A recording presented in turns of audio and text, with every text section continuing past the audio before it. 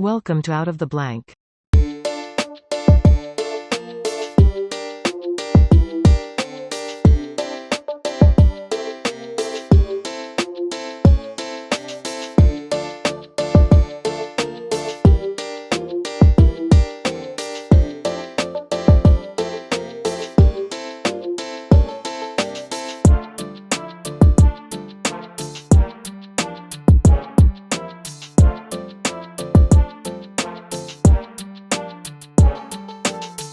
Welcome back to another episode of Out of the Blank Podcast. Ian, it's a pleasure to have you back on the show. It's been about 2 years since you were last on, and Why Whiskey History is also back on the podcast menu, so we can actually check that out as well. Ian, please introduce yourself to the audience out there listening. Good morning, friend. It's good to see you. You look fantastic, by the way. Holy smokes. You don't age. I love that. Like, you're literally the same person that I walked away from, 2 years ago or saw talk to last. My name's Ian. I am the host of the Why Whiskey podcast, where I dig into silly historic stories and do some whiskey education along the way as well. To stay young forever, all you have to do is smoke menthol 100s. That's the secret. Not a lot of people know that. Dude, I'm leaving here immediately once we're done and gonna go start right away. So okay, I gotta slow this down some. You mentioned obviously the podcast Why Whiskey History, but also what you particularly focus in. What about history, I guess, attracts you? For me, it's been about the 60s and 70s, and I can tell you I'm learning a lot more than what the normal history books necessarily teach you. I mean, you got to think you get a couple of years to study certain time periods in school. I doubt they're going to show it all in there, but once you start learning more, you're like, oh my God, we got to have a whole section on the Vietnam War. We got to have a whole section on the World War I, World War II. And even then, you could not cover it in a lifetime. No, and there are very few, if any, general historians. And when I say general, I mean their historians are very specific. And that is what surprised me most about when I jumped into the history side of things, right? I loved history and I loved parts of history and big sections of it. And it was one of my professors early on was like, you can't. That's too much. You will not know what you need to know about any one specific thing. So you need to kind of focus down. And so my focus as far as history goes, time frame, I don't really have one. My focus has really been alcohol and alcohol's impact on our country and that's in the name, why whiskey, right? Why alcohol has been such a factor throughout U.S. history. Like, the two coincide. I mean, and I think I said this last time, it's the only thing, the substance that has changed our Constitution twice, has been booze. So you've got the 18th and the 21st Amendments, prohibition, and then repealing prohibition. I know about a little bit about the prohibition. I mean, you might want to give me some cliff notes on it, but I mean, I remember people poisoning alcohol so people wouldn't drink it, which just makes it even weirder, the fact that you can easily go to a store today and buy any. I mean, I just bought 128 proof moonshine the other day, and I'm like, this should not be legal. You shouldn't be selling this. But you need an uncle. You need someone like a friend who has an uncle that makes it in his bathtub or something. That's when you should get it. But obviously, not everybody has that. So they're like, hey, why don't we legalize it and sell it to the public? And then, a fresh 21-year-old can go, I can drink this because I've drank like Jaeger before. And then they take a giant swig out of it. Next thing you know, they're pants down in a gutter somewhere. So it's like, what do you do? Yeah, it's there. The buildup to prohibition was pretty crazy, and it started way back in the 1850s, 1840s. Once the temperance movement really kicked off and started, and that's really the origins, and not people just see the roaring 20s and the chaos that was the 20s, and then we go right into boom, prohibition, and then kind of that whole mess, or they associate the 20s with it, but it started long before then, and really got a foothold post Civil War. And a lot of it was crazy. It all started in the South, and it started in the South. People think, oh, the Bible Belt and da da da. No, it was racism, man. People were afraid that these free slaves were going to now get drunk, and so they had to get rid of the booze. They had to get rid of the booze publicly. They did not get rid of the booze privately, and that was the big the hypocrisy in the entire thing. And there's little accounts throughout history of, these governments that were actually saying no to alcohol. And there was a lot of governments that enacted prohibition on the state level before it became a federal thing, and shut off booze. And there's still some states today that have dry counties where you can't buy it, can't sell it. You can consume it, but you can't get it there. What do you think one And of the largest contributors to the prohibition was? Do you think it was like I've started to notice kind of the intersection between religion and politics?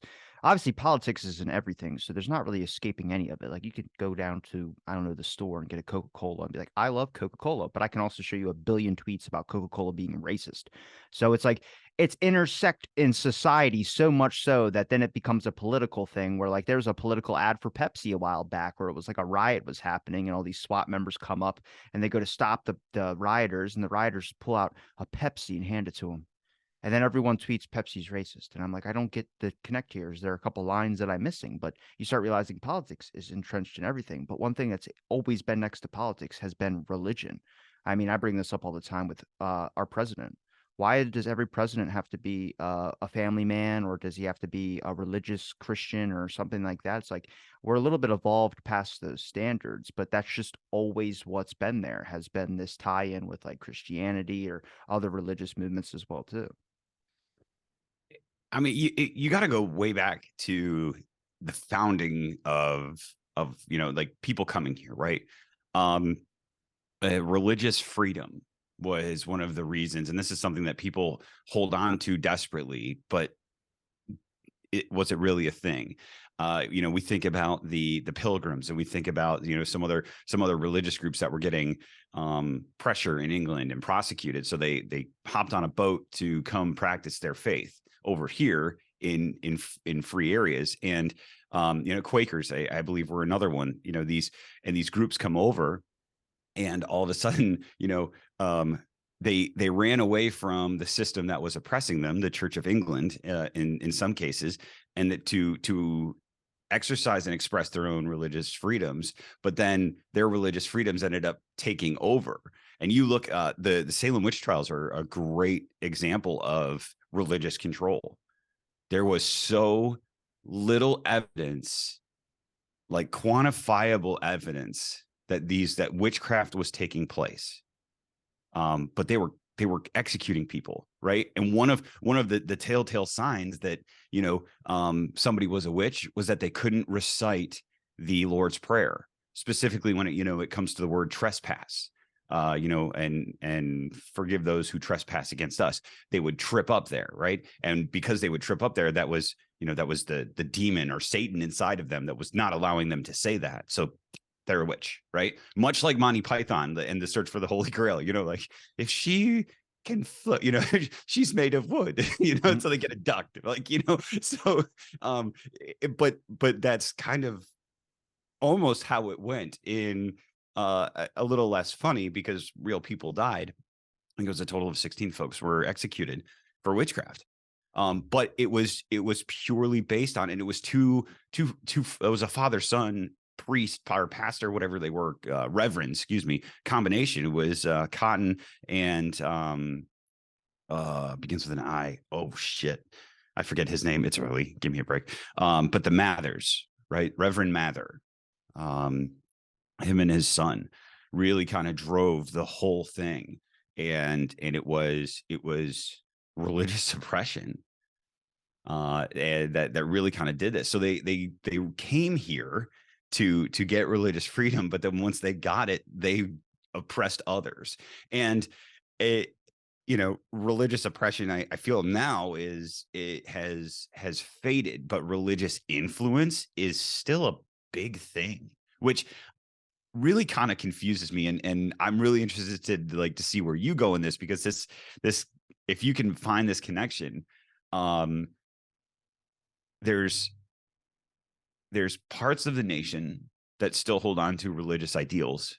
And you mentioned the president, being a Christian. I think our current one is a devout Catholic, right?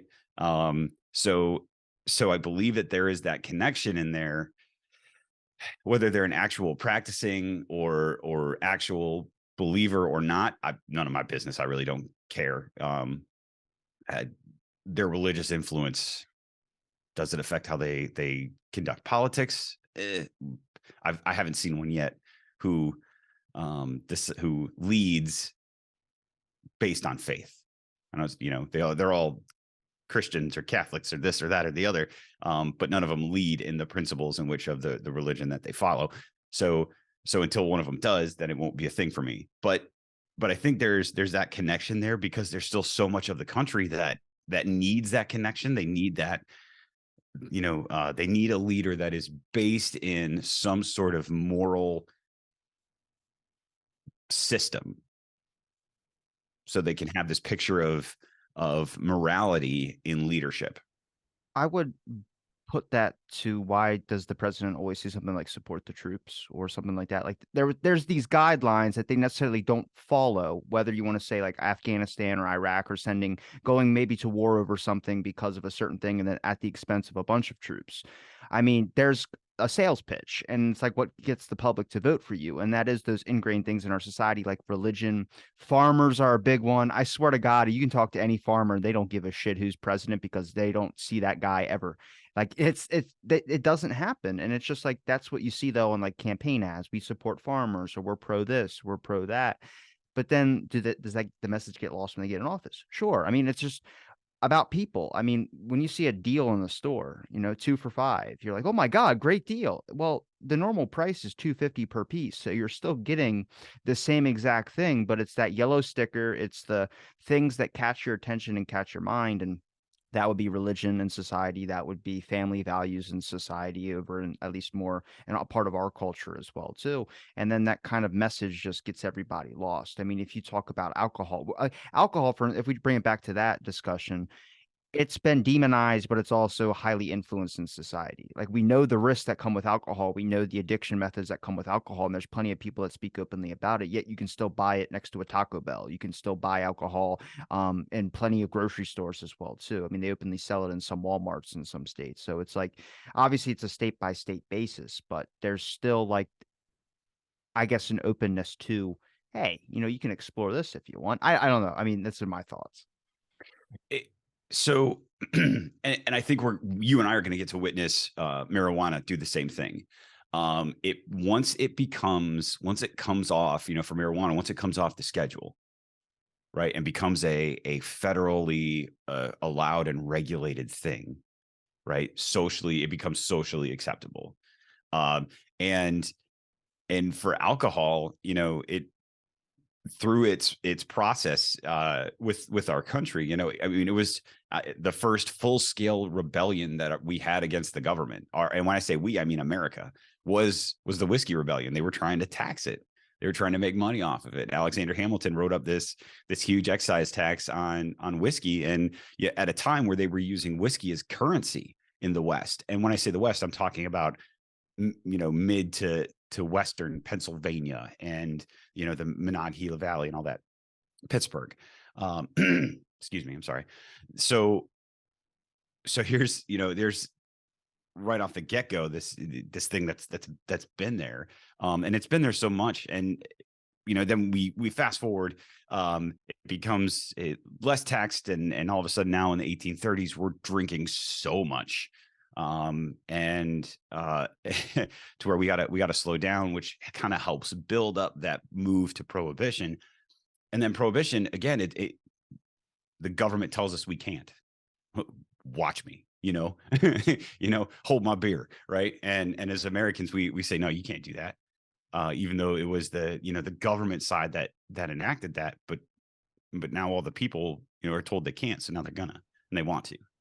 So do you think with prohibition that I mean, do you think that it was just because of racism, or do you think there was kind of multifactorial here, where we talk about like an aspect of like how we've always had drinking? I mean, beer, rum, all these things were trade currencies at a point. So it's weird to even think that they had the ability to be able to control something like that or be able to limit it. And I think for a while they were marginally successful, but it's also kind of the double standard aspect that is throughout all of our history, where a politician can ban one thing, but on the side in his own personal free time, he's not following his own rules that he set forth for the rest of the people. A lot of these government officials would let bootleggers or let people that were maybe doing things with moonshine, they would let it go if they got a side cut of it as well too. So, I mean, have you ever seen the movie Lawless with Shia LaBeouf, where they're bootleggers or moonshiners? I have not seen that yet. You would love that movie, dude, because that's the thing. It's like, hey, your whole county's about to stop doing moonshine. Everybody's going to get on board, but the people that are still creating moonshine just have to cut a deal with the main mayor guy in charge, or they're going to shut down all your stations and we're going to, arrest you and then fine you and do all this other stuff. And some of the people didn't go with that. But it is a sense of like, I mean, if you're making your own alcohol, the government's going to get a piece out of it. It's like the same reason why it's so damn important to pay your taxes. And you could talk to the guy who was the actor in Blade, because obviously he knows very well what happens when you do not pay your taxes. But that's a real thing. The government gets a piece. And I would say, I mean, even with religion, let's take it to religion and alcohol. Jesus's blood is wine, or it's blood, right? So it's like, how do you ban that? It's like communion drinks, all those things. It's like, what does that mean? Does prohibition mean all alcohol? Does that mean, do religious people get an exemption for it if they use it for, I wouldn't say a ritual, but some type of events or something like that, where they're trying to, drink the blood of Christ because that's part of their thing? And then when does alcohol become tolerated? Only in some circumstances. And then, yeah, obviously, like I had to change my whole thinking on even organized crime, like the mafia and all that. Once I started learning about like the FBI's invasion into Hollywood and kind of the way that I don't know if you know much about this, but the FBI, there's a censorship office and they ended up influencing studios so much where there was actually a production code where J. Edgar Hoover said if the FBI goes on screen, the enemies can shoot as much as they want, but they have to miss. And the FBI have to basically be portrayed as badasses when they come on the screen. And that's kind of been throughout. And I mean, that's still kind of happening today. I talked to a guy who made a documentary called Theaters of War. It showed you how the DOD and all these other places influence movie scripts today. At the ending of Jurassic Park 3, thank God for the Marines. That was added in. And it doesn't sound like much, but it's a small form of propaganda. And you kind of start realizing these mechanisms that make you think the way that you think. Like, why do I think this? Oh, it's because back in history, they started that and they just never stopped. It was a way of, I mean, you never want to question your government as how they want you to do, but I think there's reasonable things. It doesn't mean your government's not needed. I just think like you take it back to prohibition. How did they influence bootleggers? They make bootleggers seem like rejections from society, people that are breaking the law and people that are criminals. Well, if you start learning about what it is, it's just people like, what the fuck? I've been drinking alcohol for so long, and then you're going to ban it, but you're still going to do it on the side. And then it's like, okay, now you start to kind of, the demonization starts to go away, but that's always in our society. We take it back to religion again. There has to be a Christ on a cross and has to be a demon to burn. So it makes sense when you start kind of tackling, that's how I like to tackle historical events. It- the two the two channels you have, the politics and religion going in there, both are fascinating. And there's You can with correct me if I'm wrong prohibition. too. No. I think you're spot on. I haven't dug into the religious side of things. The temperance movements had a lot of religious overtones, but it wasn't I'm not going to say it wasn't like it wasn't really pastors, right? Or church leaders that were driving it forward, right? It was, yeah, honestly, it was mostly women who were pushing temperance forward. They were sick of getting beat by their drunk husbands all the time, and afraid that these recently freed slaves were going to get drunk and just rape everybody. Like that was this big fear that was going on. And no doubt a lot of those fears and the morality side of it, right, was getting driven from the pulpit, from the church. So there was that combination in there. I want to touch on the yes for thee, but not for me kind of thing, right? And leading up to prohibition, you can see there were government officials and leaders that knew it was coming. So these guys stocked unbelievable amounts of booze, unbelievable. And to include the president, I believe it was Woodrow Wilson, had I mean, it makes my wall look weak, right? And for one person, right, this behind me here is enough to last me if I were to drink one bottle at a time. And I forget what I have enough for like 19 years of drinking without having to buy anything behind me, right? So the amount that they stocked and they just all grabbed up before it actually took place was amazing. So that they could have it. And then, I'm not saying the government officials were selling it. I can't prove that yet. I think I think there might be a book about that somewhere, but that I haven't got to yet. But you see a lot of that kind of stuff happening. And all it did really was really kind of drive lawlessness up. And it was Rockefeller who came in and was said, okay, cool, we need to value law, more than we value morality, right? And he was a teetotaler, and really was John D. Rockefeller who was responsible for ending prohibition, and the guy had never had a drop to drink, allegedly. So it's interesting how that goes, and then he brings up the taxation. Well, cool, we're going to let everybody do it. We're going to write out this big plan that's going to allow everybody to produce and da da da da da. But here's the taxation part of it. We're going to make money off of it as a way to kind of like discourage people from doing it so much. And alcohol today still remains one of the highest taxed commodities in America Do you as think far that as percentage. do you think it was the control aspect that they had to find a way to control it before it became fully 100% like how it is today? Or do you think it was because they just realized that they couldn't, I guess, control, um, banning it forever? Like there's a large, like even I've talked to people who are very adverse to marijuana. Um, and I'm in that boat. Like I'm not going to stop someone from smoking a joint. If you want to smoke a joint, to go ahead. Just I'm not going to, and I don't want to be forced to. You know what I mean? Like that type of deal. Like there's smoking sections in bars. As long as someone doesn't get a contact high and you're not affecting anybody else, you do whatever the hell you want with your body. I could not give a damn.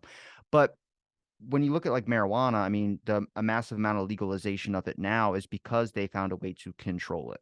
And there has been these old models and methods out there from obviously certain people that don't want a doped up society. That's another argument for why it was banned for so long. I mean, I'm interested when they talk about they didn't want slaves raping people and doing all this type of stuff. Was there a large amount of that propaganda that was spewed out there? Because, like, if you look at the communist movement and like all these people that were getting called commie defectors, especially in Hollywood, I mean, he created the Hollywood 10. If someone even sniffed or a person blacklisted you and calls you a communist, the FBI was coming to your door. I mean, there's profiles on Frank Sinatra, there's profiles on Marilyn Monroe, there's profiles on so many people, even profiles on the FBI website between Walt Disney and Hoover, where it starts off really nice, like we're going to have Mickey Mouse cartoons with the FBI agents so the kids can be introduced to the FBI. That's very small scale propaganda, and I'm okay with that. That's fine. I'd love to see Mickey Mouse and an FBI agent working together to bust a cold criminal case. Are you kidding me? Like Steamboat Willies, like you gotta lock them up. I don't know. But then there's the darker side where if you read towards the ending, and I have read the 800 something pages on it, there's letters back and forth where Walt Disney's saying, I have a bunch of communist people that are causing a problem at my facilities, and I need your FBI to come in here and deport these people. Now, if you look into what those people were doing, they were striking up labor unions. They just wanted more equal pay. They wanted better rights. And Walt Disney saw, I could just label him a communist and the FBI will take care of it and get him off my back. So it's like, I mean, that's a smart strategy for business, but you're a fucking asshole. I hate to say it like that, but that's kind of like the labeling with communism. I mean, everyone felt like communists were going to come over here and rape your women and kill your kids and do all this other type of stuff. And everyone was really, really scared. It's partially what led up with like the Cold War, where there was this impending destruction of nuclear weapons going to land at any moment. Hide under your desk if a nuclear bomb hits. Like that's going to protect you. So I'm curious if that's what it was with alcohol and slaves. Did somebody newspaper article, something of a cartoon ad, or do something like that that made some type of demonization into this? And I get it because obviously back before civil rights, people didn't have this good outlook towards certain people of ethnicities. But I feel like even with slaves, I mean, a lot of people around these people 24/7. I'm wondering where the extra conditioning came in, where there was like another if there was another padded movement towards, if you don't connect with these people, you'll never know what they really are like. So it's better to just listen to the ads that we tell you and demonize the hell out of them. So I think when it comes to the South and slavery, you got to look at it started in the 1840s, 1850s, but once the Civil War kicks off, and now the slaves are freed, right?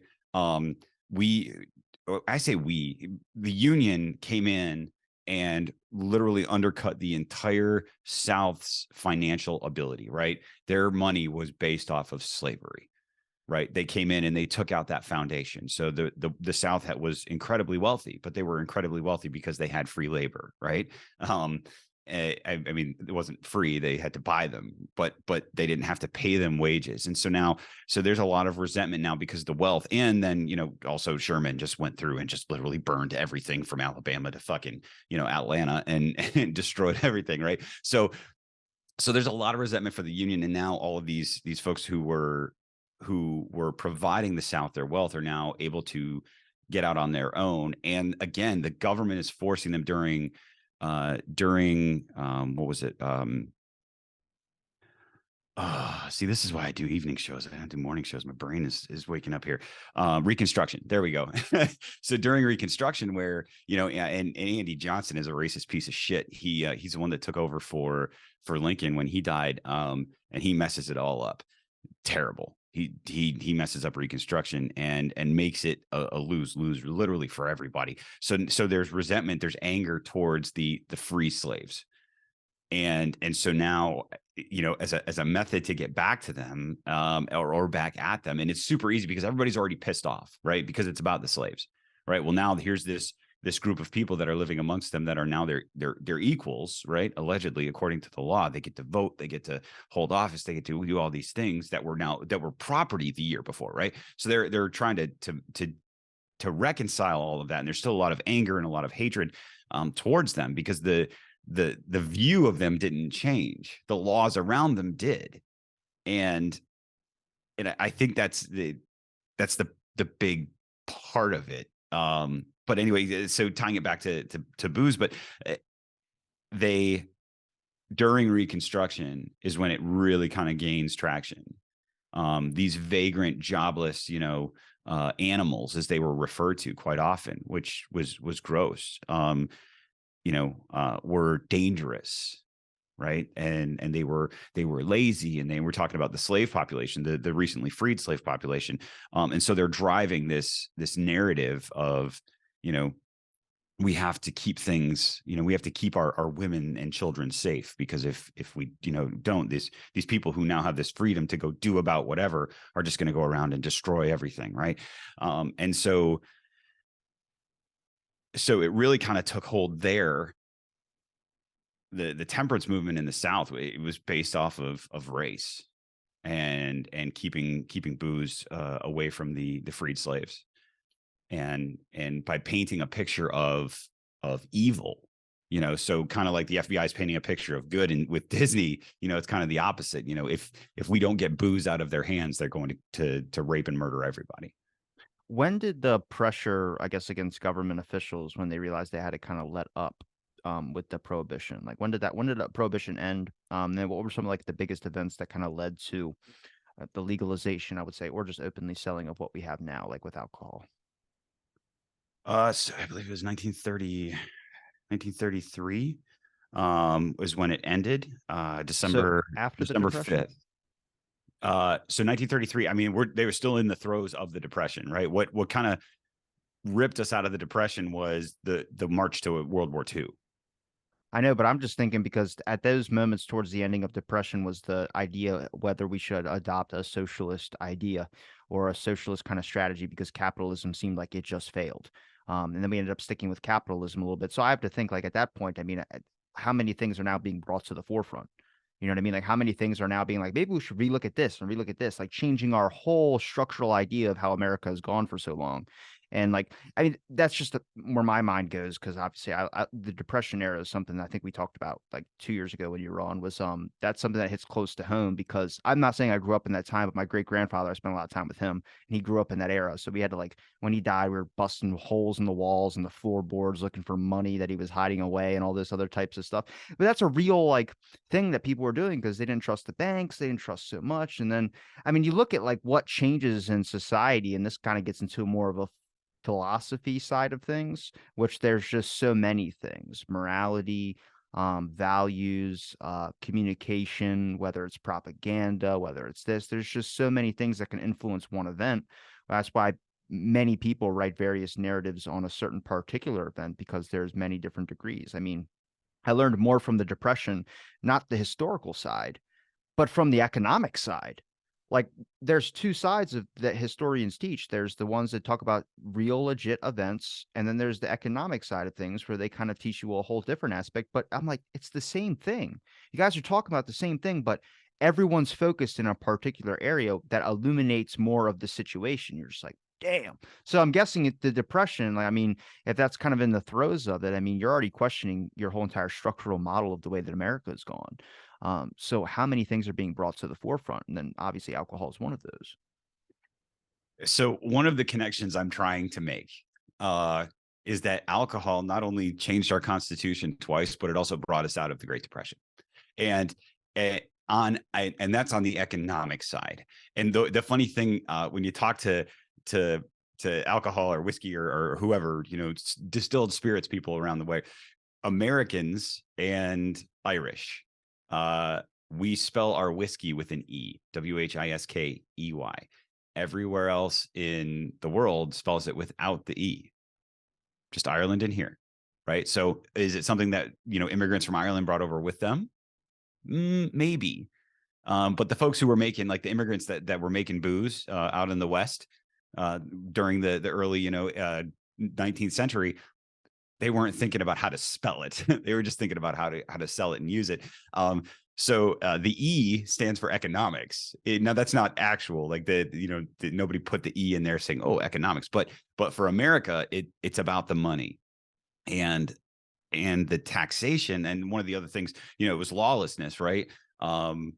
Which led Rockefeller to put together his panel and to do the research and to write up a plan, right? But the taxation on the booze, right? Because they knew if they started up all these distilleries again, if they allowed them to go full bore into production, and they could tax every ounce that was in and made by those things, that's a lot of money. And they know that people would pay it. People want the booze. People are going to pay, and that tax it. So right away we're generating income for the government.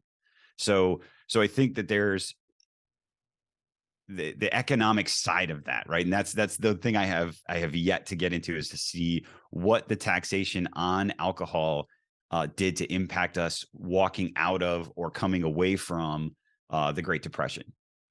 Because now all of a sudden we kick it off. Hey, go ahead, gloves are off, make it, sell it, it's legal, but we're going to tax it. We're going to tax it really, really, like 75% of a bottle is tax.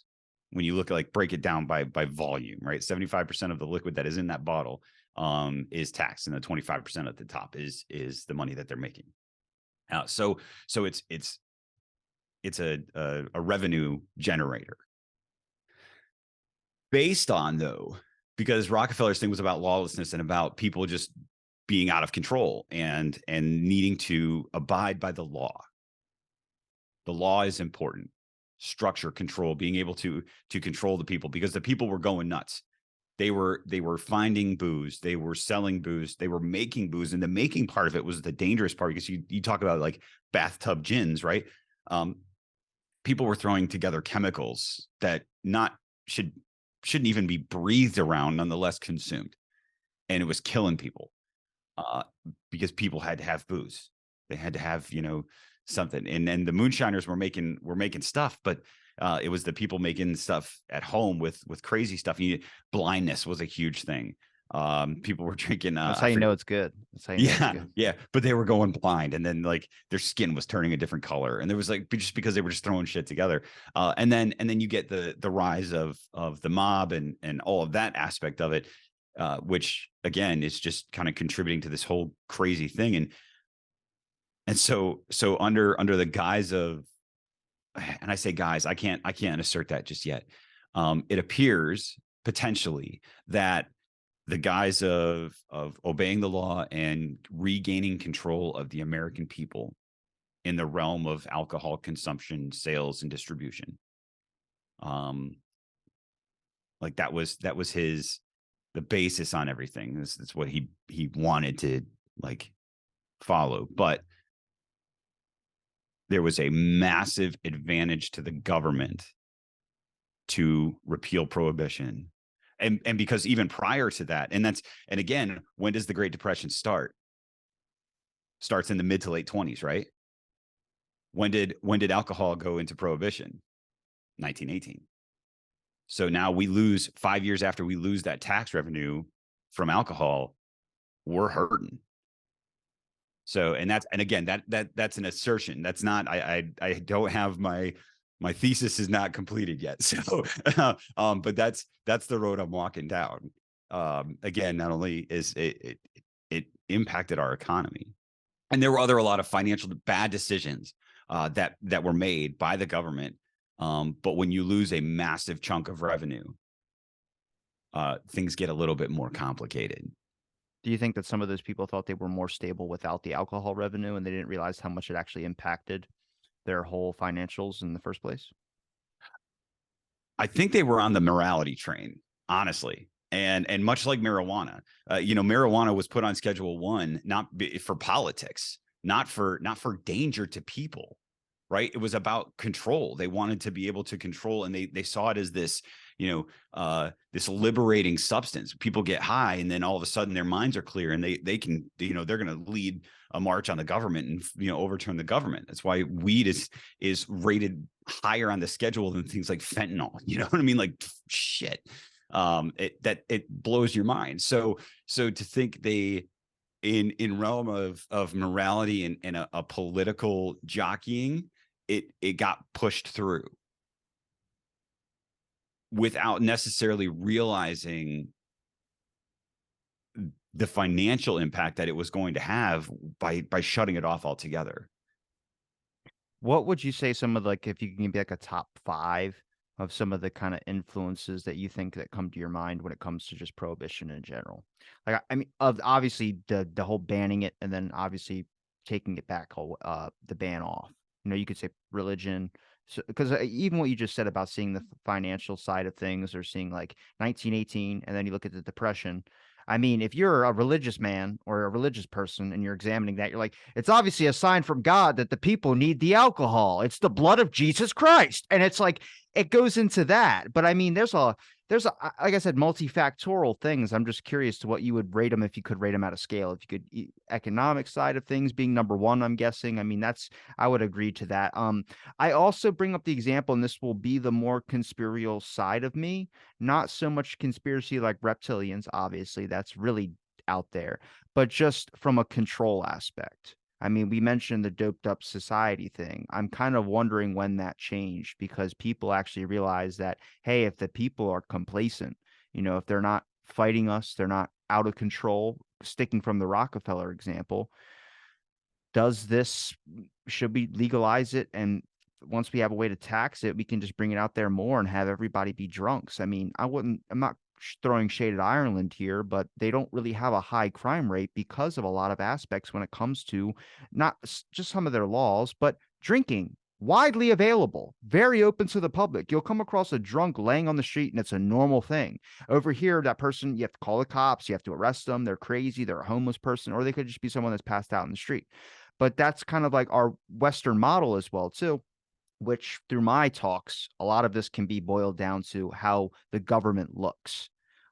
There's a lot of things that start happening, whether it's things like the agency's secrecy. I could tell you some things about the Kennedy assassination, like Jack Ruby didn't know any Dallas police officers, even though we know way more now that he definitely did. He was actually an FBI informant, one of the people working with the CIA to run guns through Cuba, which is nuts. But that came out way later, obviously. But the way that like the history book and commission kind of wrote it, Jack Ruby doesn't know any Dallas police. Now, you could say that's a grand conspiracy. You could take the more plausible example. Why would you want a strip club owner widely publicly known to everybody in every newspaper that he knows the police officers? That's going to expose corruption, whether they are corruption or not. And it's protecting the agency's credibility. I mean, even there's after Watergate, when William Colby exposed what the CIA was up to, there's headlines, you can look it up, of William Colby exposes the CIA, and there's statements from new directors that talk about, we will never recover from this. Their reputation in the eyes of the American people has been trashed. And I just don't think they realize like history's like, people don't give a shit what happened last week.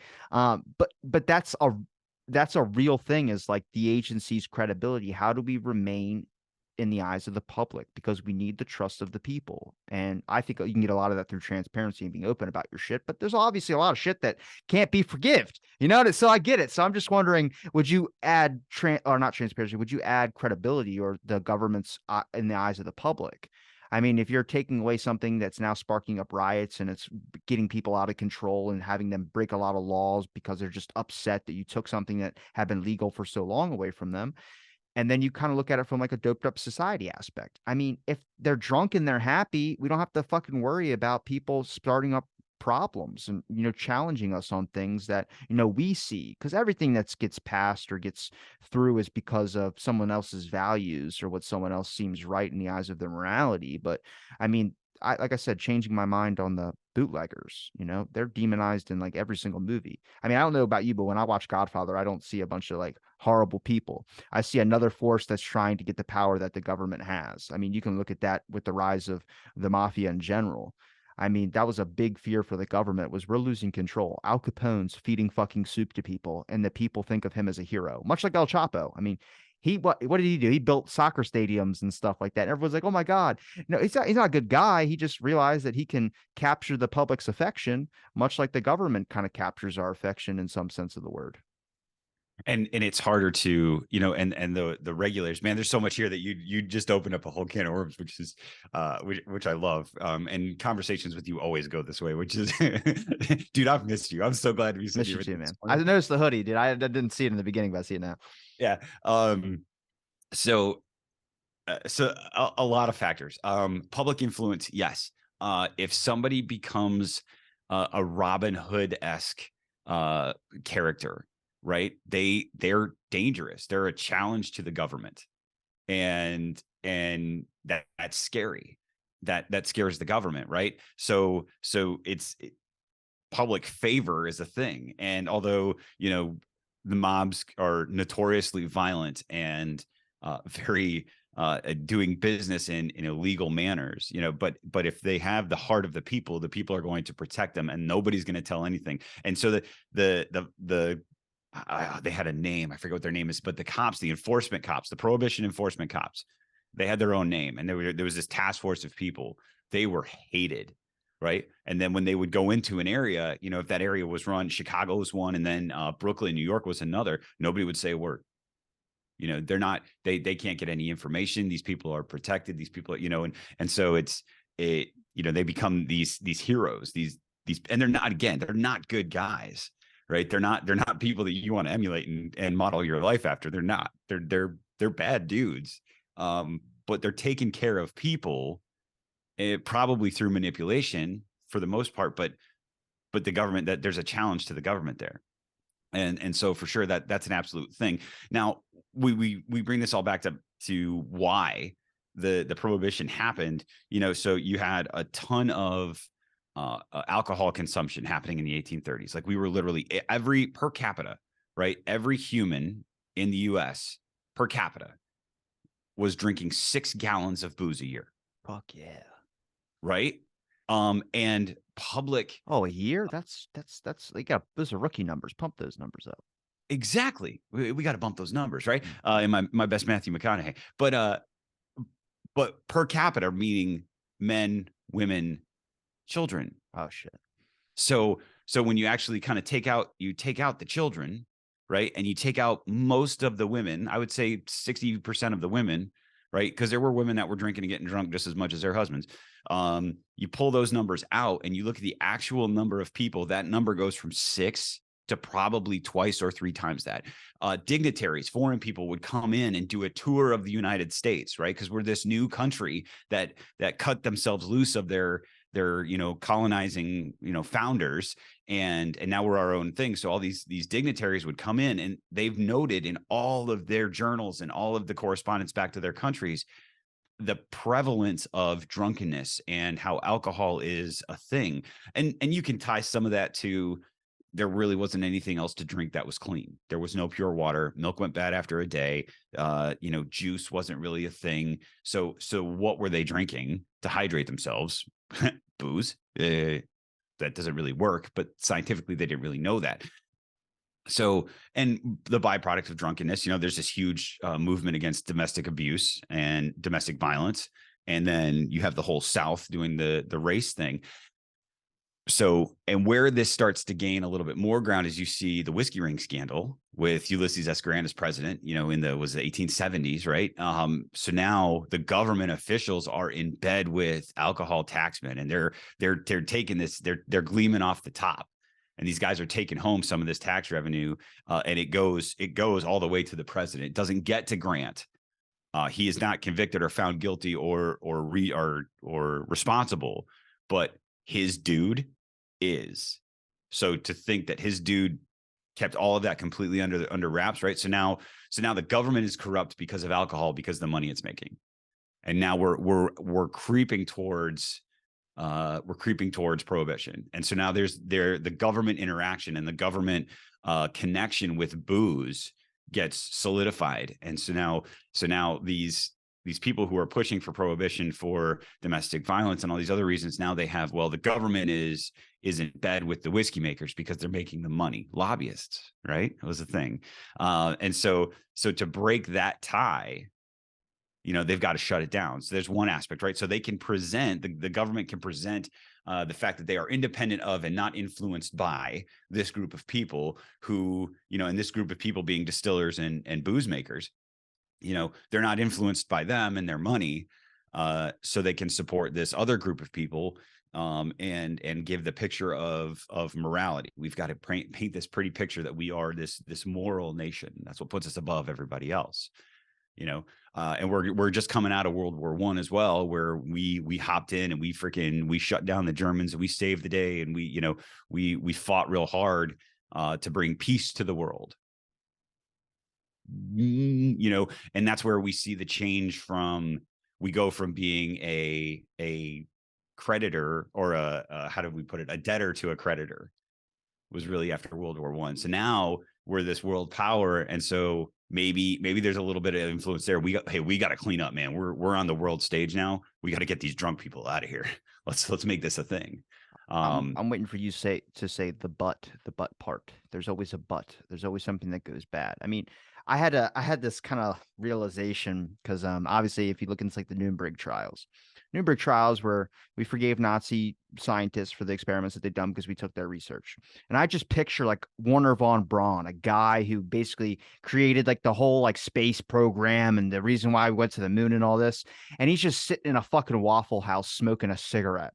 And in his mind, he's going, I'm ordering a stack. I am ordering a stack of flapjacks.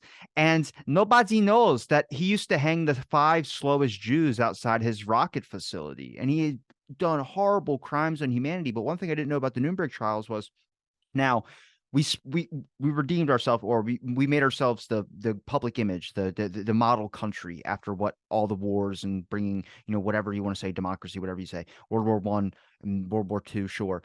But when you look at like what was the but part in that, well, the but part was we forgave Nazi scientists so we could have their research. We cannot forgive them for those crimes. But not only are we going to use them as well, too, we're going to do, and there's like a bunch of stuff that ends up starting to be the add-on parts of why there's bitter resentment in our country for so many things about our government, for tearing up the establishment because people feel like they're being lied to.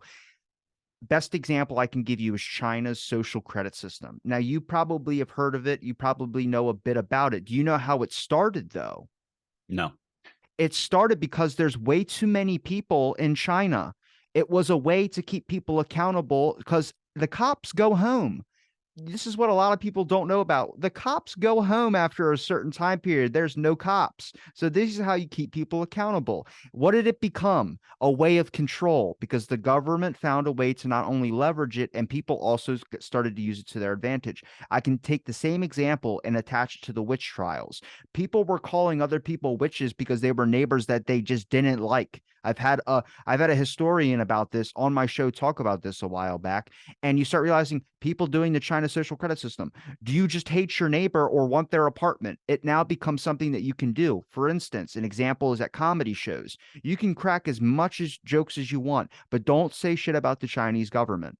They shut down a bar all because they called the police or whoever saying this bar across the street from me The only reason was because they were getting way more business, is spewing out anti CCP communist propaganda. That little tip off, the cops go to the guy and say, you have to shut down your club for 6 months. I know you weren't doing it, but you have to shut down your club for 6 months just to be on the safe side before the government takes you away. It led bad. It went bad. Everything that ends up getting established or getting something that seems like, oh, that's a little, it's kind of like the line that we all walk. That guideline ends up being moved a little bit. And that's throughout history. I mean, Walt Disney, like I mentioned before, that sliding scale of just having Mickey Mouse and cartoons compared to what it ended up to being. The whole threat of communism. I mean, we were still having people go to other countries as well too and explore over there. But intelligence warfare, there's so much stuff that starts off really, really simple, and then that sliding scale gets moved. And that's why history is important, to be able to understand when did that sliding scale get moved? Like, when was the but? And there's always a but in every single thing. If you talk about government realizing that in the eyes of the public, we care more about domestic abuses, we care more about this. Okay, but where's the but? Well, the but is a month, 2 months, 3 months, however long in, they have finally found out, okay, we're not going to accept money through our name, but we're going to have corporations that we own that accept the money, and it has no connection to us, but we still get the profit. That happens. There's so much of that. Like, if you read the church committee report, they talked about the CIA's funding of nonprofit organizations. They were still gathering a hell of a lot of money, but through names that weren't attached to them. They were doing that. And it was a way to be like, we're not accepting any money. You're right.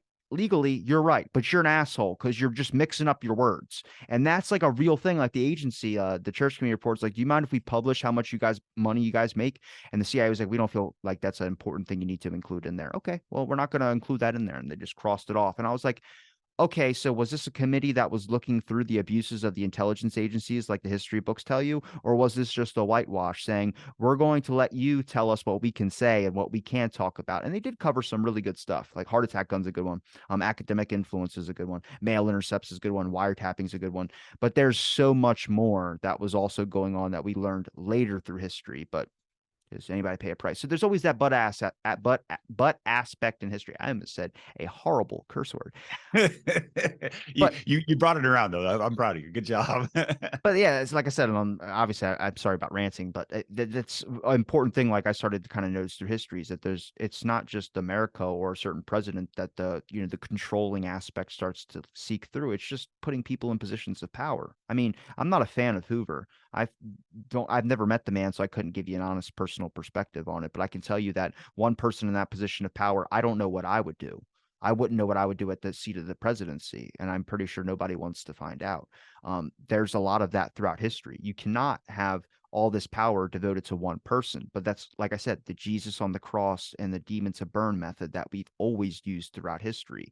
There's no way you can have control and power like that. It's one of the greatest things about America is our freedom of speech, and even that at times there's dangers of losing freedom of speech. There is a bunch of things with censorship and so much that starts to go on. But those, I mean, best examples through history, the FBI censorship policy in Hollywood, certain things that can be displayed to the public and certain things that are not tolerated. Every studio had to fall in line with that. And that sliding scale ended up getting moved.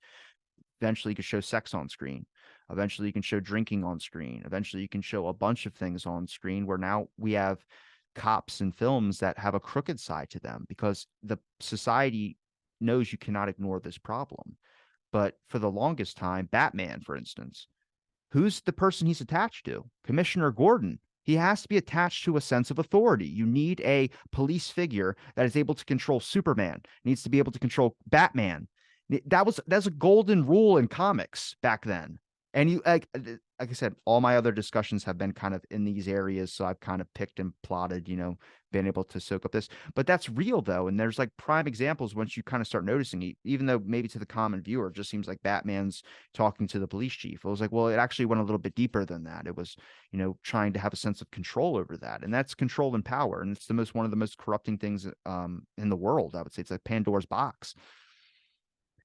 You brought up Batman and Commissioner Gordon, but that triggered a thought in my mind, and for what you're talking about still happens today. Did you see the movie The Accountant with Ben Ben Affleck? Affleck, yeah, yeah. He's like his handler is the guy who's in charge of investigating stuff, and now his handler's retiring, so he's got to create a new hand. Like, I'm totally spoiling the whole thing, so if you haven't seen it yet, it's been out for years, that's your fault. But still the same, right? There's a cop in there that's connected, right? That has to be there to be, the vigilante justice, as it were, or whatever, however that works. But that was kind of funny that, you went to Batman, but the accountant was the first thing that like popped in my head. I'm like, oh shit, because there's that same scenario, but with a different person. Well, So it's like it's to the mob. If the mob is becoming more of a known figure and helping out the public, I mean, to the public, they go, well, these guys actually care about us, unlike our government that doesn't care about us, because they're not coming down here. It's a Black Adam, for instance. If you notice that the government, the Justice Society, or whatever, came over to the country to get rid of Black Adam, and they go, where were you when these governments were taking over and ravaging our whole entire country? You don't care until there's a problem that you see is our hero. I mean, the mafia, for instance, they're not doing kind acts out of their heart, but they realize that they can really capture this bad moment, and this kind of abuse that the public feels like they're hurt from the government, and right on top of that, but that's government does the same shit as well too. I mean, that's why there's conspiracy theories about 9/11 and stuff, where they big brother watching over you. It's like 100% they definitely kept moving the line a little bit forward because they realized they could. I had to dive into the whole realm of Islam to be able to understand that we have demonized that in a very horrible way. And we kind of need to, but that's a lot of things, feminist movements, slavery, all these things. We have demonized a lot of stuff because the government either, and I'm not saying it's some grand orchestrated conspiracy. I'm just saying there's a whole set lifestyle of I like the things that I like and everything is going good right now. And any slight bit of change could be in effect either to my wallet or to my lifestyle or to the way that I am living my life right now. That's a little bit different from lifestyle commodities, but there is that fear. And I think, it's overly exaggerated in our own heads, but you can't have people that do that, spend all the time up in their own head and realize, oh shit, I got a bunch of power to make sure I can stop this from happening. And then you become like fucking the movie Looper, where you're trying to go back and kill yourself or something like that. It's like nuts. yeah. And with slavery in America, we didn't create the institution, right? It's been around since the dawn of time, right? You can go back to early civilization, and as a country, we're super young, right? We got enlightened, as it were, that it was bad and it needed to stop, right? Long before the Civil War and all of the the secession of the South and all that stuff happened. Shit, in the Treaty of 1812, the War of 1812, abolishment of slavery is written in the treaty. Like, that was one of the conditions of the Treaty of the War of 1812. Was that, like, and how that got in there, who the fuck knows? Like, how was that a topic? All right, well, we'll stop fighting with you. We'll stop fighting with you if you free your slaves. Oh, okay, cool, yeah. Sign the treaty. Let's go. But ending, that the whole slavery thing here, right? Was an awful, terrible thing. But again, the government became the bad guy because they were trying to stop something that was making people money. And I you follow the dollar, right? And then the line from the musical Hamilton, right? Let's follow the money and see where it goes, right? And really, that's what it was. And so it's interesting when I just kind of lost where I was going with this. I had a great connection point, but I just fucking blew it. Damn it, Ian. But Welcome to Out of the Blank Pot. Yeah, I started thinking about other stuff like at the same time, and that's always a bad thing for me. But when we look at the end of slavery, right, and why the South is pulling away because the government's trying to control them. It's about states' rights. It's about no. This is about slavery. You can say it was states' rights. You can say it was all these other things, but it was legitimately the succession was the government was going in and saying the system in which you are making your money needs to stop because it's inhumane and it's awful. Right? That's what was happening. And that is why the South was like, fuck you, I'm out. You're not going to take my money. And there's a lot of arguments both ways that, there a lot of Ty Sedgwill has a great book about Robert E. Lee and the cause of the war and some other stuff. All generates around. It's all slavery. It's all slavery based. But when it comes to that in the United States, we look at it was an awful, terrible thing. But we weren't the only ones doing it, and we didn't start it. And that's what I think kind of gets lost in the messaging sometimes, when we start looking at it through the lens of morality, right? We have to be this moral thing, to the rest of the world. Our country has to be based on, and now you're starting to see it kind of trend towards, tolerance and acceptance of everybody and all the peoples and all the things. And we have to be tolerant and welcoming of everybody. But all that does is make us angry at each other, and because we're, again, just like Reconstruction, we're being forced to accept everybody. Now, should we accept everybody? Yes. And you mentioned it too, like, in regards to marijuana, I'm not going to do it, but I'm not going to judge people that do, Well, there's a large and that's, there's oh, a large deflection of people that want to base their own morality or their own, like, everyone has a sliding scale, and I really just, I don't like double standards. When I say that, I mean, like, if I offered someone who's like, if I gave someone $1 million saying, I want you, and they're a climate activist, and I'll say, I want you $1 million, you're going to take it, and I want you to say climate change isn't real. And they would either go, no, climate change. Most people would take the $1 million, of course, whether you're lying or not. They're going to take the $1 million. So let's say they take the $1 million. They take the $1 million, and they go, I said it, and then they go, but I was lying. I actually don't mean that. Obviously, climate change is real. And you're like, doesn't matter. I can't trust you because you lied to get something that you wanted. And then what are you going to do with it? Oh, I'm going to take the $1 million, and I lied for a good cause. What'd you lie for the good cause? I'm going to donate this money to help with the climate change movement. Doesn't matter. You still lied, and I cannot trust you. You start questioning people's ideologies, and that's why people say money always talks. Money can always do something, because they realized how flimsy people's ideologies could be. I mean, if you can convince marijuana, for instance, to become legal, or everyone stop demonizing it so much, well, what's the price dollar amount that'll get you there? There's also other things, whether it's conversation, whether it's something that changes somebody's perspective, that'll get you there. And like, it's hard because everything's like that. Everybody wants to base their own. For me, I'm just like, look, none of these people affect my everyday life. But then there becomes a fear where, whether they have kids, whether it's whatever, is their kids going to be influenced? And I'm like, well, we don't even pay attention to one of the biggest factors in our society. That's the most horrible thing, the amount of usage of plastics that we have as well, too. Not only from a eco standpoint, but just looking at what they're doing to our bodies. I mean, the phthalates in plastic that have reduced our fertility count from 97% from my grandparents to 47% in my generation. While it's so damn difficult to have kids in society, the amount of particles and dust, all this other types of stuff, micro dust that gets involved in our houses on an everyday scale, consumption from gas and smoking spewed into people's faces and then breathing that in. I mean, there's so many things, and that's kind of what you go back to the beginning when we're talking about the list of things that people do and then kind of the causation to those. Everything has risks. Every single decision that you make. And I just wish, like, I mean, you could even chalk this up to people using what are those people? Oh God, I'm gonna blank on it. It was in the movie Men Who Stare at Goats. Uh no, no, that was used in that movie, but now there's what is it? It's where Obama used it to help find Osama bin Laden, even though it probably didn't work, but they still used it. It was more of the astrology type stuff. You know what I'm talking about? Remote viewing, remote viewing, remote viewing. If you could have someone, like, when you're chalking up did you know Obama used that to help find Osama bin Laden? It's listed on there. You can find it. It's really interesting. I don't There's doubt that for a second, but that I'm shaking my head because, like, that, of course he did. well, remote viewing is just like if I told you to, on a map, see in your mind or get a visual feeling or something to be able to plot where we would find between these coordinates, where do you think he would be hiding? And then you give me like a large scale, like, well, you could find him between Delaware and California. It's like, fucking thanks, man. Like, that gives us a good break. But that's what, remote viewing is. And I mean, honestly, I would probably say some people probably could get a good sense of some things. Just like you can sense out a person's like energy level. Like, if you could tell if a person's moody or if a person's, because usually most of the time you know the person, but you get like that feeling like, is something all right, Are you okay, man? Like that type of deal.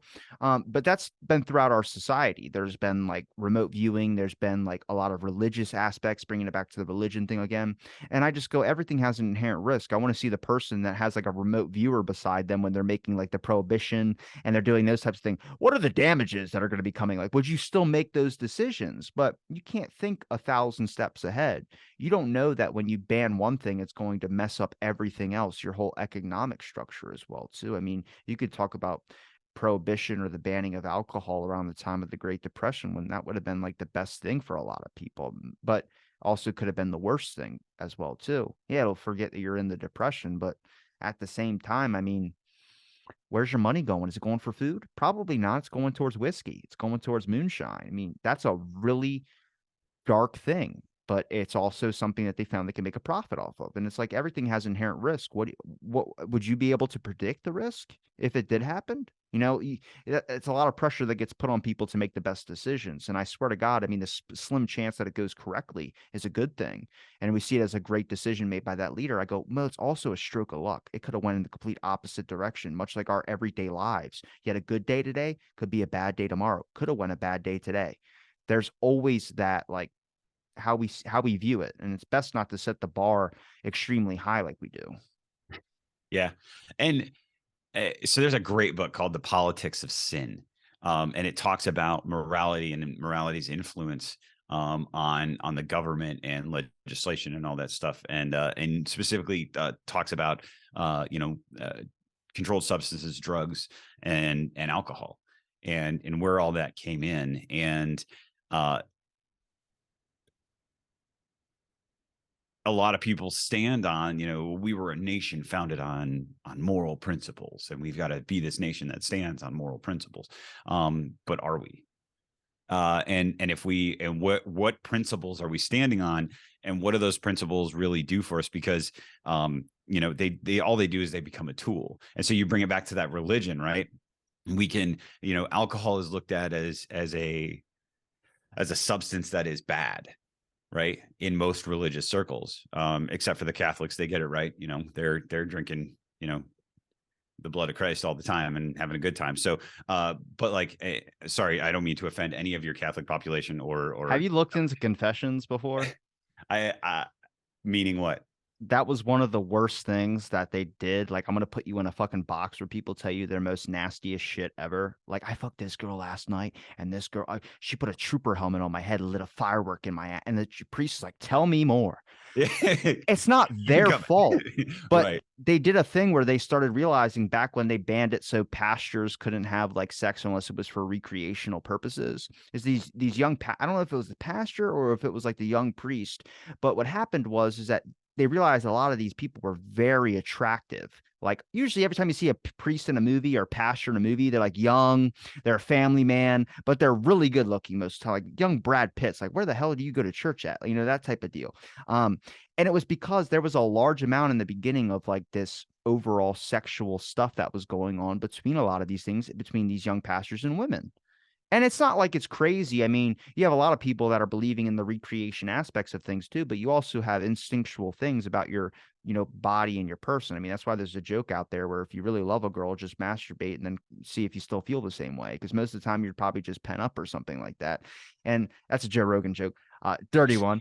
But there's a lot of stuff out there where it's like there's scientific evidence to prove that obviously there's hormonal functions that start to happen and these types of things. And that was the thing about when they banned this whole you have to be, only sex for recreation purposes when they had all these like young pastors and all these types of things. Now you're putting them in a box to hear people's darkest secrets and all these things like that. I'm like, no way, it doesn't go bad.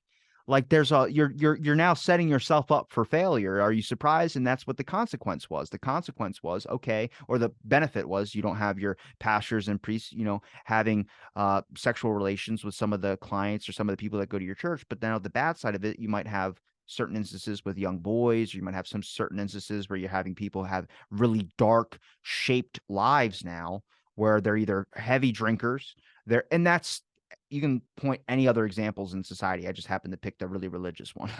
But there's plenty of other examples out there of like, okay, well, they were kind of set up for failure. Like, what's the chain reaction that led to this possible outcome? And that's, you can do that with anything. It's kind of what, I wouldn't say an investigation, but that's just kind of plotting the course of things. You know, why did this start? And then what happened after? Well, that was because of what the start was. Yeah. I mean, if we're talking about, controlled substances and booze, but I mean, you go to the subject of sex in America, right? And back in that same time frame, naughty pictures, right? There was this proposed like you didn't look at naked women. You didn't, you know what I mean? Like there were still things that happened in dark places, right? Human nature has always been a thing. And you can that again historically back long before America was even a twinkle in some pilgrim's eye, right?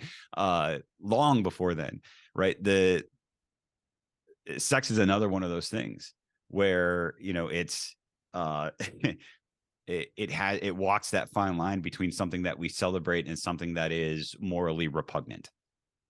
And dependent upon the person and the group, how it flexes both, and watching the government be okay with both. How do they support both? Because they need the Bible Belt and the voters from the Bible Belt and the Bible Belt's money, so they got to play this game here. But they also need the other folks, the sexual awakening that society is experiencing or has experienced throughout its time. They need those people too. So when we look at politics, religion, and morality and all that stuff, and the morality part of it, where did it all come from? And it's all man-made construct. Really, it is, because for those of your listeners that may not know, I am the son of a lifelong pastor. My dad has been in the church and a leader of the church since I was 6. I'm now 42 and he's still doing his thing. So my experience growing up in that environment and all that, and being privy to, Did you rebel? what my Did you dad rebel? was teaching, right? And what I was experiencing and seeing with, individually, the two didn't match up. Right. Some of the most evil people on this planet that I have personally experienced were inside of a church. Some of the most awful, disgusting, terrible human beings that walk this planet, I met inside of a church building. And so in for me, right. So there's a disconnect, right? These constructs, we read the Bible and then we take those chunks, we take a literal sense and we put it into application. Thou shalt not. Now this is bad. This thing is bad, right? And then I say we, but not me. Religion takes that and they make it this thing. It's not anybody that operates inside of that thou shalt not is cast away and evil and awful. And that's literally the opposite of what Jesus Jesus was like, bring them all, let's go. He hung out with hookers and freaking tax collectors, and tax collectors back in the day were some of the most vile people around, and they became his circle. He didn't turn anybody away. He loved everybody. Now, did he disagree with their lifestyle and say, hey, you need to change your shit? Yes, but that didn't stop him from sitting at a table and having a meal and a drink and a good conversation with them. Right. So now we look at people with a variance in morality and a variance in beliefs, and they become bad. Right. Tribalism, freaking all this crazy shit. Right. But the religious structure, it's all man-made. It's all individually created. And then it becomes this platform in which we base a lot of our own values off of. If you look at like you growing up and your development as, into Robbie the adult, right? What morals were in place by your parents, that helped construct that? How did you determine what is right and wrong? And what I think one of the coolest things is, if, for me and for you and probably for everybody, is if you look at your belief structure as a kid, what was right and wrong to you as growing up? and then look at it right now. What has changed? What of that value system, now that you have left your parents' home, you have been able to read, write, and discover all of the things on your own, what of that value system has changed? And then if and when you have children, right, you imprint your value systems now as an adult, which were constructed by your value systems imprinted by you as a kid, right? But again, where did that value system, where did right and wrong come from? Is it based in some sort of religion? Is it based in philosophy? And you go back and you're a great a source of philosophy. I remember from all of our talks, looking back at how right and wrong was created and developed and where it all came from. It How do you determine that? And anyway, how does that all make us who we are? Where does that come from? Where does morality come from? And if we're structuring laws and control and a system of government on morality, whose platform of morality are we using? Well, I'm just curious if you rebelled or not. If I what? If you rebelled or not. I mean, you come Oh, from fuck yeah. most people that come from a religious household usually typically. I mean, it's the same thing about Catholic schoolgirls. Like there's songs plenty about Catholic schoolgirls. I'm like, you can't just there's moral ideologies that fall in with religion, and there's kind of one that's out there. And I've talked to plenty of ex-cult people, and they consider some religions to be a cult, not just Scientology, but other very. I think Scientology is just the one that's openly rejected by society, and nobody talks about how normalized that is.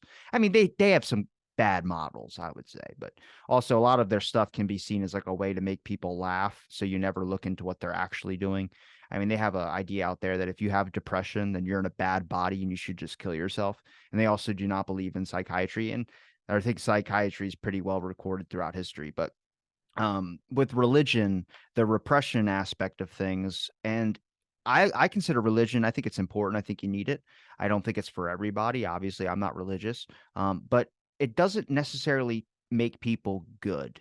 What it does is it just applies scaffolding to an already structure. A lot of people need structure. A lot of people need communities. A lot of people need orders. A lot of people need to be a worker in a strict system. A lot of people need rules. That's why we have laws. To me, it's interesting to see the sliding scale, just like we talk about like the moral values, what's people's moral lines. What do people consider laws that are useful and what do people consider laws that are unsuccessful? Some people would even say speed limits are not really good laws. I can drive. Why the fuck do I have to worry about monitoring my speed because someone else out there doesn't know how to? Like there's plenty of things that start to become very, very sensitive in society. That's interesting, but also not only the religious aspect, but the people's moral values get stuck in with a certain political side that best fits their moral values. You know what I mean? I would be more independent. Honestly, I'd believe deep state. So fucking all of that just gets tossed out the window. And I got plenty of evidence to support military industrial complex idea with a relationship tied to business, capitalism. But plenty of people see like my political side fits my viewpoint. I mean, it gets into the topics like abortion. It gets into topics like so much like what's your sliding scale? What do you think is enough? Some people are anti any abortion on any weeks, any of that. Some people, their line's up to 8 or 9 months. And you're like, Jesus, like even that's my breaking point. I'm like, fuck, what are we talking about 8 or 9 months? But there's plenty of topics like that in our society that are giant controversial issues where it just boils down to the really main point. Why do you care what someone else is doing because you don't like it? And we are really good in our society at getting rid of things we do not like. And that's kind of like one of the biggest issues with sex, selling sex. Let's bring it back to that. That has gone from hell no, that is not happening over here to becoming a top magazine for selling sex to now becoming movies you can buy just about sex to now becoming something where we could talk about child's posters in bedrooms. I had a Jessica Simpson poster back from Dukes of Hazzard days, you know. Yes. So it got me through some tough nights, sure. But there's a large amount of that has done a complete reversal, and it's because of the way that it slowly became ingrained in our culture from other cultures. Much as model America models for wants to be the model of the world, and in my opinion, we should take a seat on the fucking bench for a little bit. there's plenty of other influences of cultures. Australia has open brothels. During a time in Britain, there were brothels that were open. Now in America, I mean, we don't have brothels now, but we made strip clubs very normal. We made a bunch of things where, yeah, you can't do anything with it, but you can get some time. And I'm sure those sliding scales move depending on different locations. But movies, for instance, you have to, in the old production days, and the reason why we even have sex on the screen is because of French films. That's the influence of French films, of showing nipples for the first time, showing these types of things. There used to be a production code where you guys can kiss and lay on top of each other, but a foot has to be on the floor. And when you guys are about to get to the deed, we cut to the window and it'll show rain, or it'll show a fireplace, or it'll show a train going through a tunnel. And that'll be let the public know that he obviously has sex. People found ways to manipulate the censorship and find ways to break through that. And then that has led to, I mean, you could say the downfall of humanity when it comes to the film industry showing sex, but times change. We become more normalized. I don't think there's not a movie out now that doesn't have a car exploding or some type of explosion. And before, you never showed that on screen. We were more bundled up. But What we changed. OnlyFans? Yeah, Look at OnlyFans. that girl Like, I was mean, selling now out now you've hearts. got everybody like just doing their thing on there, and good on them. Like, but and again, I keep the economics keeps just bouncing around in my brain. We found ways to get around it, but once we found ways to get around it, once we navigated the course around, let's say, sex and film, right? Right. Okay, cool. Well, sex and film is now coming. It's going to be something that we have to allow. Let's make some money off of it, right? Let's get into it, right? And again, the entrepreneurship of the American person, right? Okay, cool. Let me go snap some pictures of my feet and throw them up on this thing, and people are going to pay me to do that, right? And, and we can tie that back to um back to prohibition, back to a lot of different things. It's the money. Is money the key? And how does money influence our morality? You said, there's been it's slowly been accepted over time. Um, because we allow more of it to be exposed to us, right? When I say we, I'm not talking about like you and me, like as a society, we allow more exposure, so sex scenes now become something that's normalized, right? We're watching TV on, a cable network, and it is not uncommon to have a full blown, what would be considered pornography 20 years ago, right? A full blown lovemaking scene with complete nudity on cable TV. It's not network TV just yet, but that might be coming as well. So, and what does that do? Well, that drives funding, right? If guys can see, I think of Game of Thrones, shit, if I can see dragons, war, and boobies, I'm in. Like, let's go. I'm going to buy that subscription to HBO Max and and get in, I'm right? very careful with the example of Game of Thrones. A lot of that's brother fucking, and I don't like the brother stuff. Well, there's that too, right? So now it shows inclusion. It shows, it can play into everybody, and all of that stuff. Like, but with sex again, like, how much of it is tied to economics? How much of it is tied to making adjustments to our morality in order to support our financial gain? Have you noticed that money was the only thing that hasn't had a fragile history? Say more. Well, let's see, money, buying food, Great Depression. You wouldn't think money would be the prime example, but it buys you food. Food is what you wanted. So that's the end goal. Money has been a middleman throughout every single thing. And I've kind of started to notice this, like casinos, for instance. This is going to be crazy. I don't know. Have you ever been to Vegas? Okay. The original model to the MGM, I don't know if you've ever seen it, was a gold lion. If you see it now, there's a gold lion that stands out front of the MGM. Did you know originally it was the entrance? The entrance was a gold lion's mouth that you would walk through the mouth of a lion and go into the casino. Now that sounds like, oh, that's interesting. That sounds cooler with the mouth, right?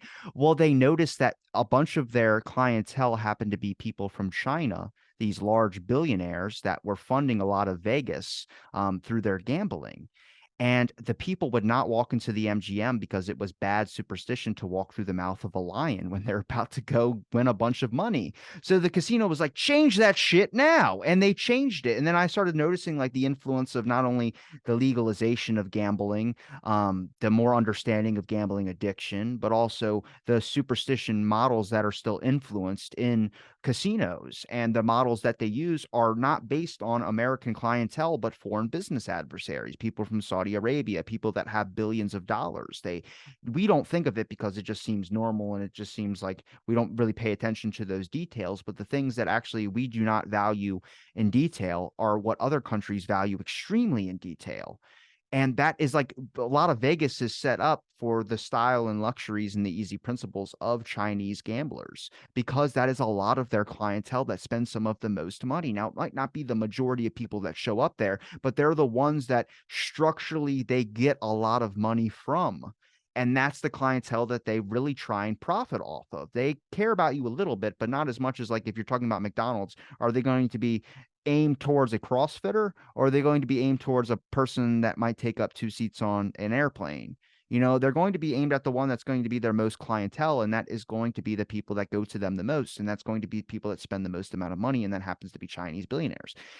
To me, that's just interesting because that's like a thing about society. I've been to Vegas multiple times, and I'm like, oh my God, I never even realized that. But then you kind of dig it down a little bit deeper. You look at the mafia aspect of things. Mafia ran clubs. Frank Sinatra, for instance, there were a bunch of, and I just talked about this not so long ago, so it's kind of fresh in my head.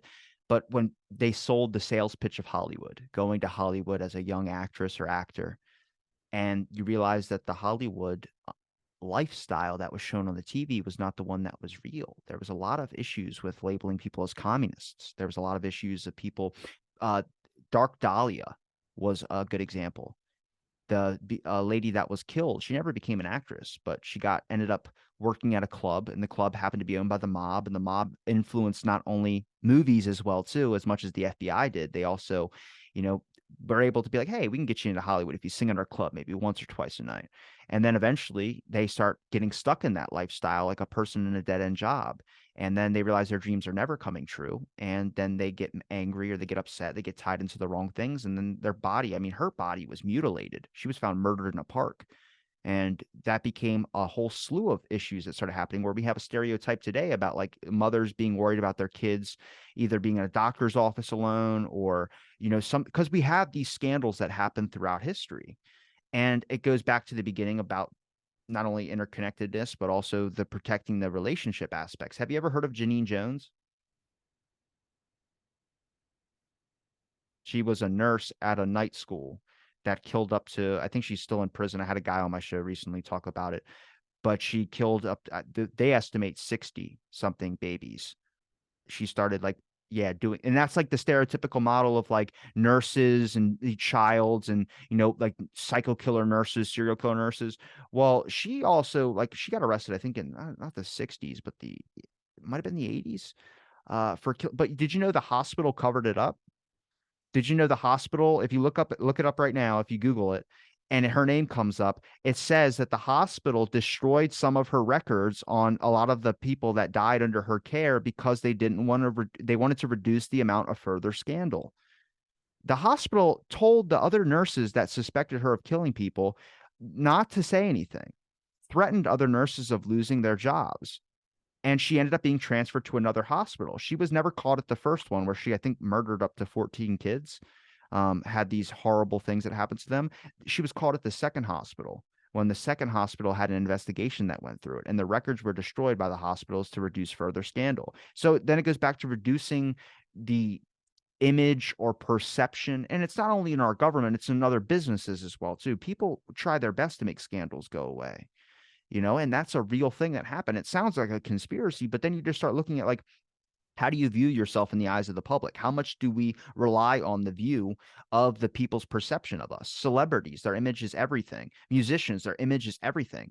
Being labeled a communist was the worst possible thing that could have happened to you because it destroyed your fucking public image. Being labeled a pedophile destroys your whole public image.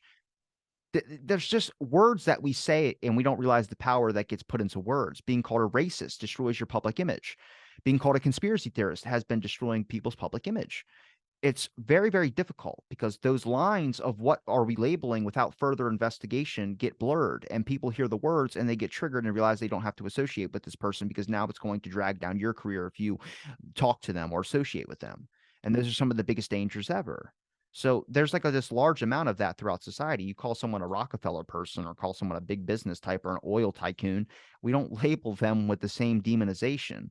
And you can bet that there's definitely a sliding scale or a certain skewed way of influence that happened to make sure it was like that.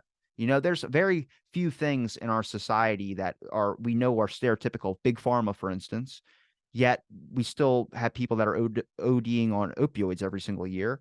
I think between the ages of 39 and 17, there was almost 100,000 deaths that the news never even talked about. And then recently, I think they did an article about it, but they just blamed Walmart. And I was like, Walmart does not make the fucking drugs. They might distribute them, but that's your guys' problem deeper into pharmaceutical. But that's a large thing in our society. The medical industry has bunches of cover ups, injecting live cancer cells into an Ohio penitentiary, experimenting on prisoners. Now, you'll nod your head to that and accept that because we know there's a large track record in history of abusing prisoners and mental patients of that sort.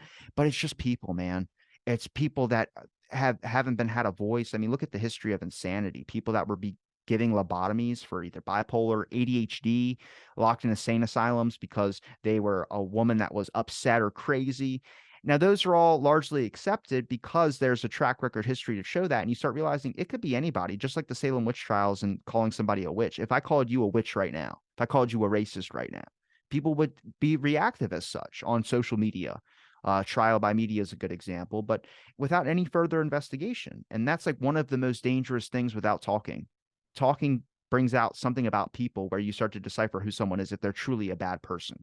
And I can tell you throughout the length of my show, I've only met one person that I think was not necessarily evil, but was definitely like first anti-Semite I've ever met in my entire life. And I'm Ashkenazi, so it's like, what the fuck am I supposed to do with that? But I think he was just largely receiving his information through a very one-sided source, and he didn't kind of expand out a little bit deeper. I don't necessarily think it's there's a recent conversation I had where someone was telling me about the Israeli government, and I had to stop him and say, this isn't anti-Semitism, is it?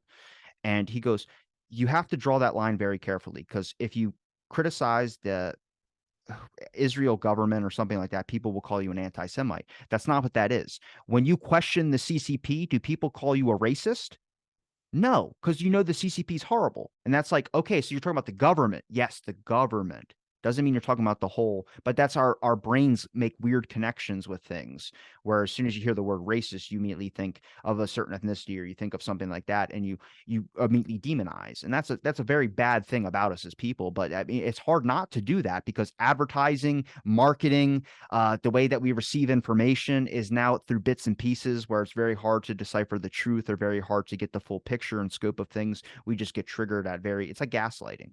I mean, call someone a gaslighter, you'll watch how fucking hard they'll light up, man, because that's a very triggering word for people. It's like calling somebody an anorexic. Nobody's going to listen to, and no doctor is going to listen to a single thing you say if you're called an anorexic, because one of the things for anorexia is lying to deflect from yourself and trying to convince people when you could be in real danger. But also, who the fuck is like, I can call someone who's fat an anorexic, and then what do you do then? Like, you're kind of screwed. Right. Yeah. the I ranted. I'm sorry again. No, welcome to Out of the Blank, right?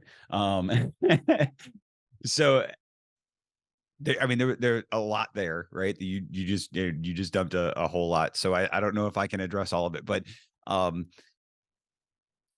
when we, and I think you and I have talked about this before, both on the air and off, when we take away the ability to have an open conversation because words are scary, we're fucked. And we can't say certain things. Well, when we can't say certain things, that prevents us from having conversations. And the difference between being uncomfortable in a conversation and a conversation that's dangerous that line has become very blurred. We are not okay with being in an uncomfortable conversation anymore. And that's wrong. Echo chambers are comfortable. When we sit around with people who are saying the same things that we are and saying the same and have the same ideals and principles, we're comfortable. And but where we learn is in discomfort. and we step out into that area that is unknown to us, and but that's dangerous now. That's become something that can cause us harm, because when I step out and I say a word that triggers somebody or makes somebody uncomfortable, they can literally go and say a million things, and then their echo chamber people, the people in their tribe, right, are just going to repeat what that person said. And now all of a sudden, like you said, you say, race, right? I'm a racist, right? Somebody calls me a racist, and within 2 weeks, boom, there it is. Ian McGlynn is a racist. I'm not, right? But that kind of power, and you saw that in recently throughout Hollywood. I think of Kevin Hart. He sent out a tweet freaking 10 years ago that said something questionable and got freaking blacklisted for years. Got pulled off the Academy Awards, like, you know what I mean? And he got labeled as something. And whether it's homophobic or racist or whatever the thing is. But we can't get past that unless we sit down with somebody. And we've become so tribal that hearing somebody, and that somebody could be coming to apologize, saying, hey, I used a term that was insensitive and incorrect, and I want to apologize. Nobody's going to hear that. They're content to be mad, and they're content to burn that person and you and I have talked cancel culture a long time. But like, when we lose the ability to have a discussion with people, we're fucked. That woke movement had a bit of a pushback recently with Robert Irwin. I don't know if you saw that, but Robert Irwin dressed up as Dwight from The Office for Halloween, and this is when Dahmer was trending, and people thought he dressed up as Dahmer. And like, how dare you dress up as Jeffrey Dahmer? And they started lighting him up, like a bunch of people started lighting him up, and then a bunch of people started commenting. Have you read the caption to his post where it says Dunder Mifflin Company? Like, he's the guy from The Office. He's sitting on a printer. It's not him being Jeffrey Dahmer, and they just went silent, and it was kind of like this pushback. But there's a call for outrage, and the issue is it doesn't get held to the people or corporations that are responsible for outrage. It's funny, the people that profit off of outrage are the corporations. I think they just had, who's that guy who always held the Oscars or the Golden Globes or something? He was Ricky Gervais. Ricky Gervais. Hell This yeah. the one year they didn't have him, they had a woke guy on there, and everyone was so upset they wanted Ricky Gervais back. I was like, because Ricky Gervais calls people on their shit. He talks about like the number of people there that are receiving an award, or the people that flew on Jeffrey Epstein's plane before he meet his untimely demise, and everyone's like, oh, all the celebrities are like, fucking, like, what did he just say? And he was like, oh, he's like, he's your friend. He was your friend. He's pointing at all of them. That's funny. And it's like, yes, there's things that we don't acknowledge because we either admire the person so much and we don't want to think that they could ever do wrong, or they're a voice that are saying the same things that we're saying. And then eventually those people will turn. It's like there's always this battle and demonizing in our own culture, which is the smartest strategy if you're like a deep state that's trying to fucking get people not to call you out on your own shit. Disney, all these other places that change their profile picture to an LGBTQ flag do not give a fuck about that movement. They only care about wanting you to buy their shit. It's a corporation, but I don't know if anybody really believes that they are, in a stance for a lot of those things either. But I don't know. It's just a way to capture on society. It's marketing. It's like the best fucking strategy out there. It's one of the most destructive ones. Like nobody questions the number of pharmaceutical advertisements that we get. We're one of two countries that do pharmaceutical advertising, and that is New Zealand and us. And nobody questions that shit.